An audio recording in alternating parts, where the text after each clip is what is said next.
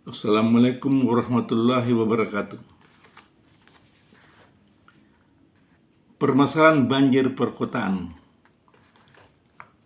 Pada wilayah perkotaan atau bagian-bagian wilayah perkotaan yang telah padat lingkungannya oleh permukiman penduduk, perumahan dan gedung-gedung, rumah toko, perkantoran, dan pembangunan fasilitas kota lainnya seringkali di musim hujan di wilayah tersebut mengalami persoalan banjir sebagai akibat telah berubahnya tata guna lahan yang tadinya terbuka, memiliki ruang hijau berupa pepohonan dan vegetasi, kini telah berubah menjadi terisi oleh bangunan-bangunan rumah, gedung-gedung lantai beton, lantai floor, paving block, dan lain sebagainya.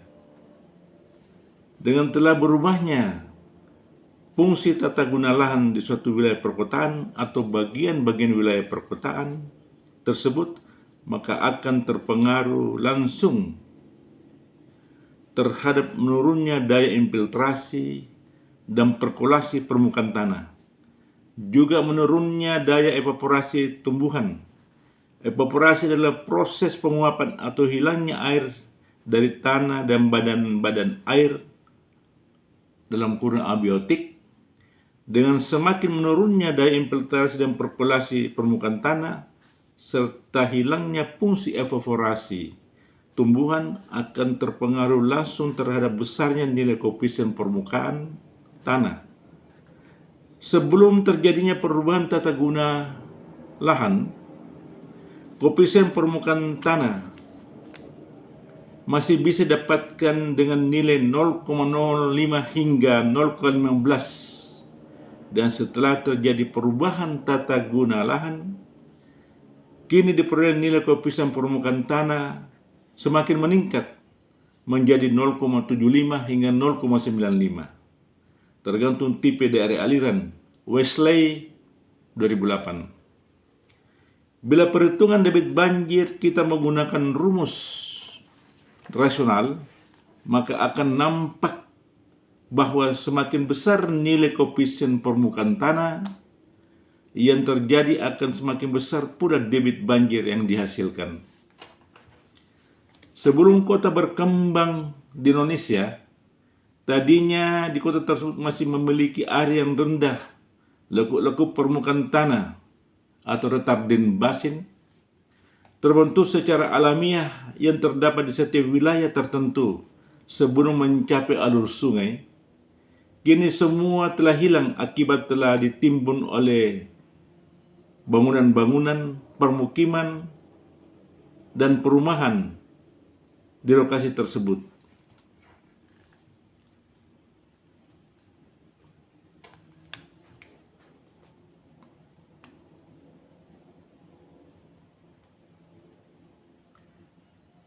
Wilayah tersebut sebenarnya merupakan retardin basin yang secara alamiah berfungsi untuk menampung air sementara sebelum mencapai sungai. Tetapi fungsi-fungsi tersebut tidak lagi dimiliki saat ini, dan begitu hujan turun di permukaan tanah pada wilayah tersebut, maka akan menjadi limpasan permukaan dan akhirnya banjir. Dengan telah hilangnya fungsi tersebut, kini limpasan permukaan yang terjadi ketika turun hujan langsung berubah menjadi banjir, menggenangi permukiman, menggenangi perumahan penduduk, menggenangi gedung-gedung, kantor-kantor, pertokoan-pertokoan di wilayah suatu perkotaan atau bagian-bagian wilayah perkotaan tertentu, sehingga mengganggu ketentraman, kenyamanan, dan keamanan hidup masyarakat yang tinggal yang sering mengalami banjir di wilayah tersebut. Selain itu juga mengganggu lalu lintas kendaraan jika banjir tersebut terjadi.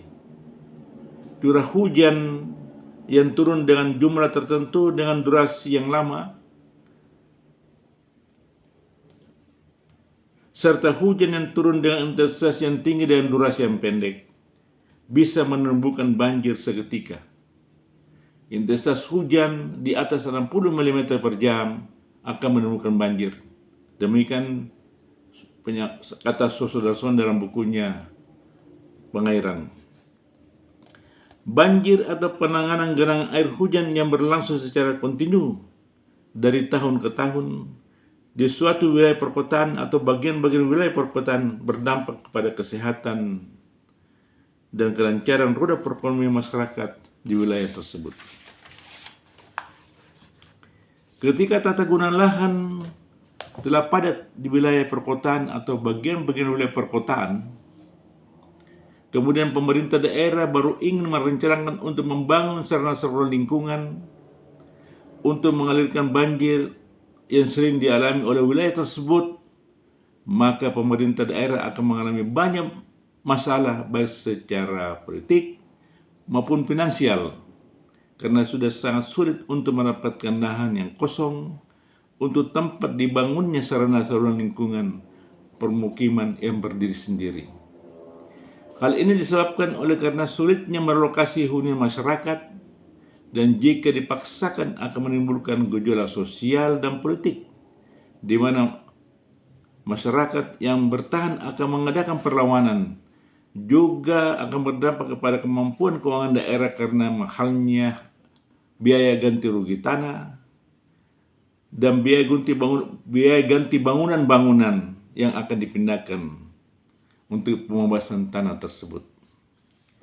Salah satu cara yang bisa ditempuh oleh pemerintah daerah dalam mengatasi yang sering terjadi pada musim hujan di wilayah perkotaan atau bagian-bagian wilayah perkotaan adalah dengan memanfaatkan drainase samping jalan sebagai saluran pembuangan banjir menuju ke outlet. Untuk itu perlu dibangun paradigma baru dalam desain drainase samping jalan. Desain drainase samping jalan sebagaimana standarisasi bina marga selama ini memiliki paradigma konseptual di mana hanya didesain untuk mengalirkan limpasan air hujan yang jatuh di perkerasan jalan dan bahu jalan serta lingkungan sekitarnya.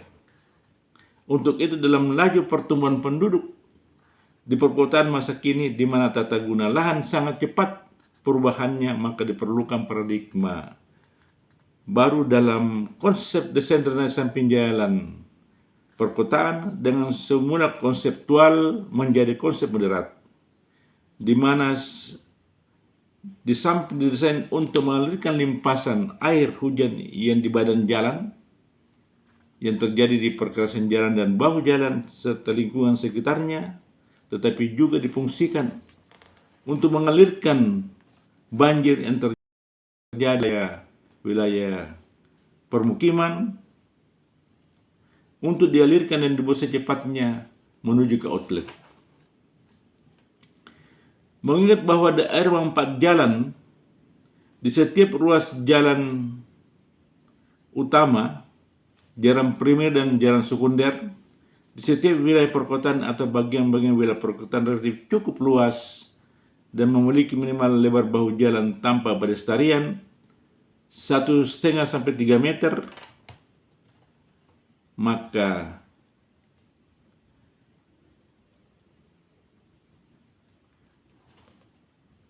fungsi daripada bahu jalan dapat dimanfaatkan untuk pembuatan saluran lingkungan pembawa banjir. Dalam setiap program desain baru untuk pembangunan jalan, peningkatan jalan, dan rehabilitasi jalan, setiap wilayah perkotaan atau bagian-bagian wilayah perkotaan perlu dipersiapkan lebar bahu jalan yang relatif luas untuk kebutuhan drainase samping jalan sebagai fungsi saluran lingkungan pembawa banjir menuju ke outlet, dengan mempertimbangkan penampungan drainase yang digunakan adalah penampungan drainase yang paling ekonomis.